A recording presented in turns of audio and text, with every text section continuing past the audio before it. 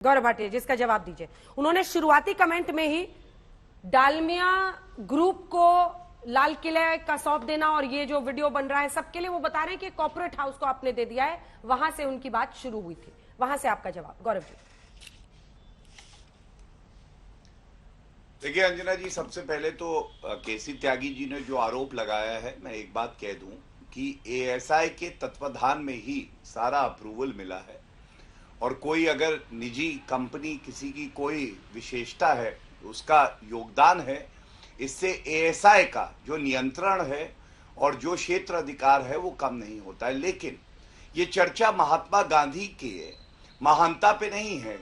त्यागी जी, हम सब भारत में महात्मा गांधी को पूजनीय ही मानते हैं। दुख तब होता है त्यागी जी, जैसे आपने कहा समाजवादियों का जिक्र होना चाहिए। हजारों ऐसे लोग हैं जिन्होंने एक बलिदान दिया देश को महान बनाने के लिए। संगठन है, राजनीतिक दल हैं, और 1 घंटे के कम समय में सबकी जो भूमिका है उसका निचोड़ निकाल के जनता को दिखाना है और हमारे देश जो महान है वो सामने आना चाहिए। ये है मूल भाव। लेकिन दुख कब होता है त्यागी जी, मैं आपको बताऊं। आरोप ये लगाया जाता है सरकार पर कि अनदेखी करी जा रही है जो महान विभूतियां रही हैं। मैं कहना चाहता हूं, आप बताइए, आप तो ज्ञानी भी हैं और आपको इतिहास का भी बहुत अच्छे से ज्ञान है। ऐसा क्यों है कि नेताजी सुभाष चंद्र बोस जी को भारत के इतिहास में जो उनका उचित मान सम्मान है वो कांग्रेस पार्टी की सरकारें नहीं दे पाई?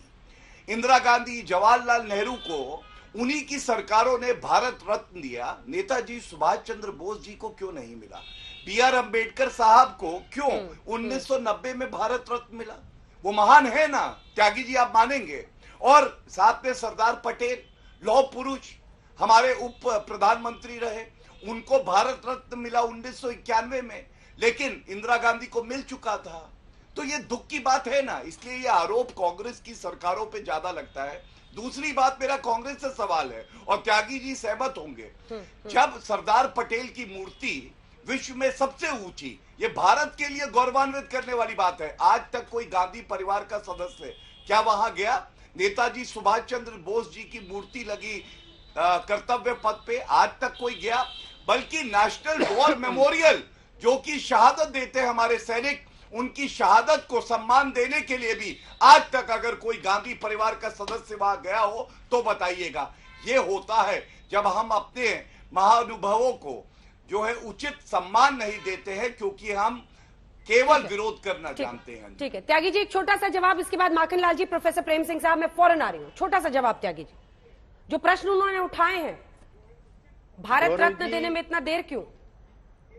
गौरव जी, हम तो 1948 में ही कांग्रेस पार्टी से हमारे नेता अलग हो गए थे और सबसे पहला non confidence motion Pandit Nehru के खिलाफ डॉक्टर लोहिया लाए थे।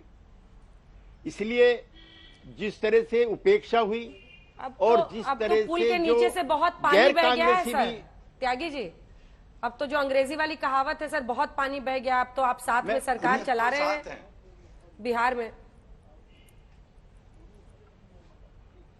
अब हमने तो 40-50 साल इनके साथ भी चलाई है, उसका भी जिक्र कर दो।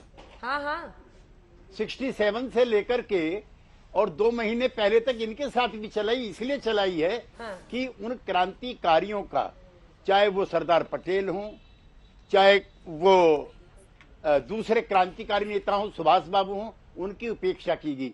और गौरव जी, जहां सुभाष बाबू की मूर्ति लगी है, मैं भी एक सत्याग्रही रहा हूं, वहां पे महात्मा गांधी की मूर्ति लगाने के लिए आंदोलन हुए थे, विक्टोरिया की मूर्ति हटा करके।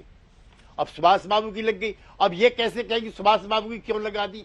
इसलिए ये भेदभाव और फूट मारो की राजनीति ये भी अच्छी नहीं है। आप अपने दफ्तर से पता लगाइए, नहीं आप पता लगाइए कि वहां पर विक्टोरिया की मूर्ति हटाने को लेकर के समाजवादियों ने और कुछ कांग्रेसियों ने भी, हम लोगों ने मिलकर के गांधी जी की मूर्ति के लिए आंदोलन किया था। लेकिन मैं आपसे कहना चाहता हूँ, हटी नहीं ना सर, ये आजादी का इतिहास, लेकिन हटी नहीं सर त्यागी जी, हटी नहीं। हटाया किसने? नरेंद्र मोदी जी ने। आप कह रहे हैं आपने आंदोलन किया अपने ही देश में, अपने ही देश में हमें विदेशी आइकन्स को हटा के अपने आइकन को लगाने के लिए आंदोलन करना पड़े, यही बहुत कुछ कहता है।